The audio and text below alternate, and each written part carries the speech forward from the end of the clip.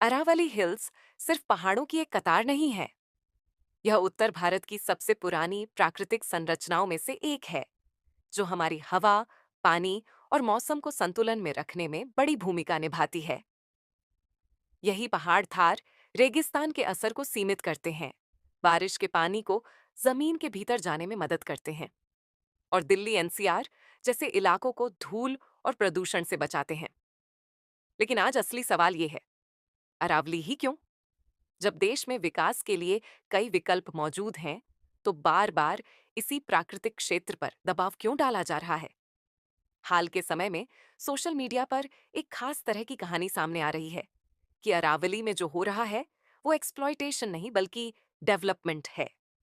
लेकिन जमीनी हकीकत इस दावे से मेल नहीं खाती।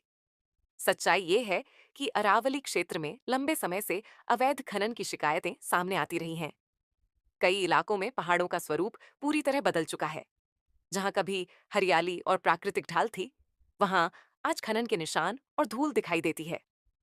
हाल ही में अरावली हिल्स की परिभाषा में भी बदलाव किया गया। नई परिभाषा के अनुसार केवल वही भूभाग अरावली माने जाएंगे जो आसपास की जमीन से 100 मीटर या उससे अधिक ऊंचे हों। इसका असर ये हुआ कि कई छोटी लेकिन पर्यावरण के लिए बेहद अहम पहाड़ियां अब कानूनी संरक्षण से बाहर मानी जा रही हैं।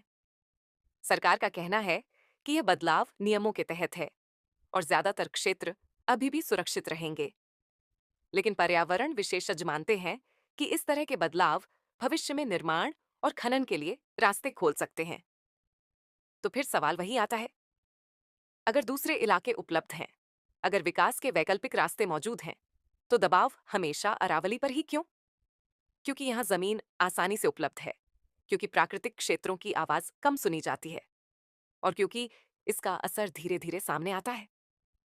आज जब कुछ सोशल मीडिया आवाजें इस नुकसान को सामान्य दिखाने की कोशिश कर रही हैं, तो जरूरी है कि डेवलपमेंट और डिस्ट्रक्शन के फर्क को समझा जाए। अगर अरावली को नजरअंदाज किया गया, तो असर सिर्फ पहाड़ों तक सीमित नहीं रहेगा।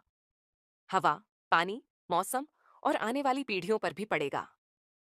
ये किसी विचारधारा की बहस नहीं है, ये भविष्य से जुड़ा सवाल है।